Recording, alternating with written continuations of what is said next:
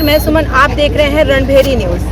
आज इस वक्त मैं दशाश्वमेध घाट पर हूँ। आज यहाँ पर कांग्रेस पार्टी के द्वारा कुछ कार्यक्रम किया गया है, जिस पर अभी हमने थोड़ी देर पहले कवरेज किया था, लेकिन कुछ और मुद्दे हैं, उसको लेकर के भी आज उनसे हम बात करेंगे। जैसा कि आप जानते हैं कि ऐसी खबर आ रही है कि यूपी में करीब 27,000 सरकारी स्कूलें बंद की जाएगी। एक और मुद्दा है जिस पर भी हम बात भी करेंगे। तो आइए जानते हैं कि इस पे वो अपनी क्या राय रखते हैं और क्या विचार है उनका। तो चलिए बात करते हैं। रघुवेंद्र जी, देखिए ऐसी खबरें आ रही हैं कि यूपी सरकार जो है उत्तर प्रदेश में करीब 27,000 सरकारी स्कूलें बंद करती है। उसमें अभी इनका केजरीवाल जी का ट्वीट भी आ चुका है, आप क्या कहेंगे? निश्चित रूप से देखिए, सरकार कभी भी वास्तविक मुद्दों को लेकर के कभी भी गंभीर नहीं रही। आज ये कन्फर्म न्यूज है और उसके साथ एक न्यूज और चल रही है कि लगभग 800 दुकानें और शराब की इस वर्ष में खोलेगी सरकार, अपनी आय बढ़ाने के लिए प्रस्तावित कर रही है।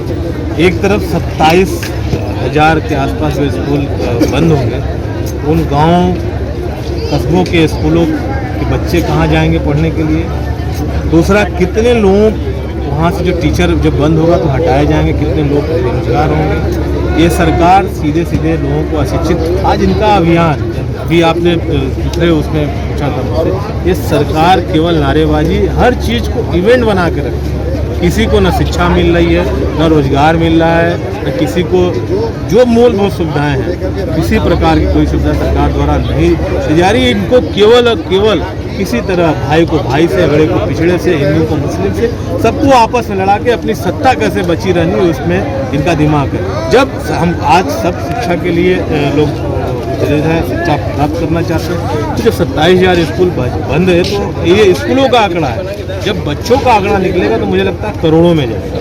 वो करोड़ों लोग या तो घर बैठ जाएंगे, जिसके पास पैसा नहीं होगा, जो प्राइवेट स्कूलों में नहीं पढ़ पाएंगे, या सीधे सीधे शिक्षा प्रणाली को, उत्तर प्रदेश की शिक्षा प्रणाली को प्राइवेट हाथों में देने का एक पहला कदम है। मेन क्या लगता है कि क्यों आखिर ऐसा किया जा रहा है कि 27,000 की क्यों ऐसा करना चाहिए? सीधे सीधे मैं इसको बता दे रहा हूँ, सीधे सीधे प्राइवेटाइजेशन शिक्षा को प्राइवेट हाथों में देने की तैयारी है।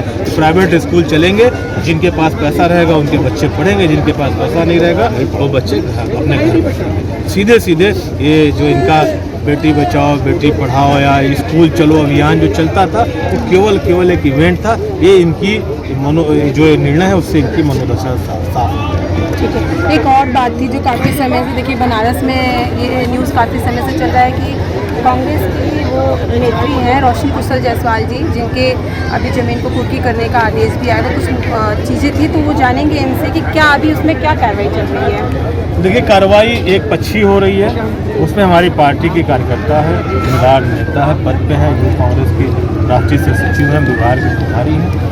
पिछले 4 वर्षों से उनके सारे सोशल मीडिया के अकाउंट पे एक बेहुदा किस्म का कार्यकर्ता भारतीय जनता पार्टी का उनके सोशल साइट पे जाकर के लगातार निम्नतम से निम्नतम स्तर की कमेंटबाजी कर रहा था, जिससे उन लोगों ने पीड़ित होकर के पहले प्रशासन को भी अवगत कराया, डीएम और कमिश्नर महोदय को एप्लीकेशन दिया, लेकिन 3-4 दिनों में जब कोई कार्रवाई नहीं हुई तो उनको सबक सिखाने या मतलब मैं कह सकता हूँ कि उनके परिवार वालों को सूचित करने के उद्देश्य से वो लोग वहाँ पे गए। तो वहाँ पे उन लोगों के साथ कुछ घटना दूसरे प्रकार की हुई, जिसके बचाव में उन लोगों ने उस तरह का कदम उठाया।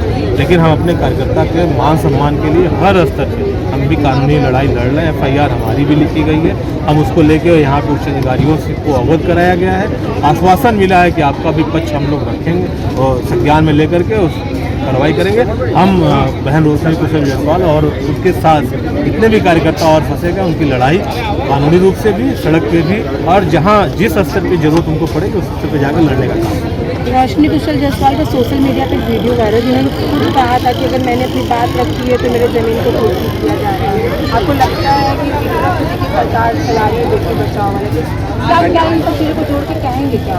ये पूरा लबोल हुआ मैं कि ये कहते कुछ है करते कुछ, और ऐसे लोगों का कहा तो इन्होंने बेटी बचाओ बेटी पढ़ाओ, लेकिन आपको याद होगा गुजरात विधानसभा चुनाव के पहले बलात्कारियों को रिहा करा करके बाकायदे उनका माला फूल पहना करके स्वागत किया गया और विधानसभा चुनाव में प्रचार कराया गया। और ये गुजरात की बात है, बनारस में आई है।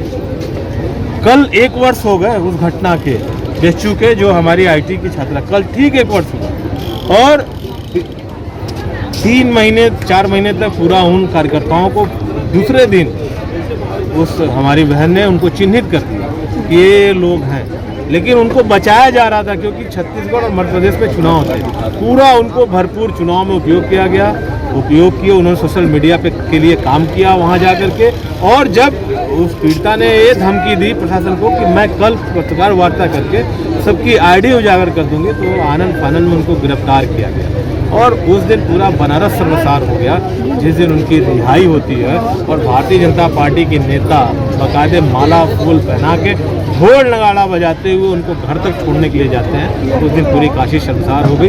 ये भारतीय जनता पार्टी का चरित्र है, भारतीय जनता पार्टी के से जुड़े नेताओं और कार्यकर्ताओं का चरित्र।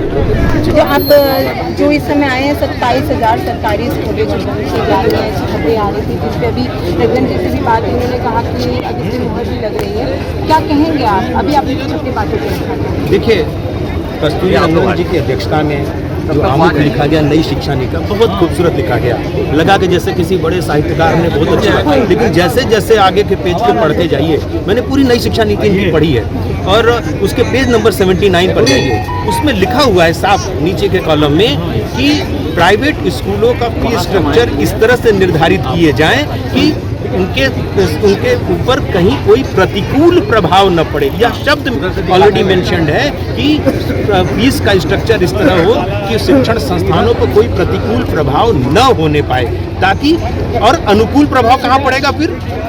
तो सरकारी संस्थानों को सीधी सीधी बात है। तो जब आप खुद ही फीस स्ट्रक्चर निर्धारित करने के लिए उनको पक्षधर हैं उनका, तो इसका मतलब है कि सरकारी शिक्षण संस्थानों को बंद करने की कवायद आज से 2 साल 3 साल पहले इनकी शुरू हो गई थी। और सारी की सारी शिक्षा की जो प्रणाली है हमारी, वो प्राइवेट शिक्षण संस्थानों को देने के लिए या गिरवी रखने के लिए यह एकदम अपनी बातों पर कायम है। ये पेज नंबर 79 अगर पढ़ लिया जाए तो साफ से उल्लिखित है।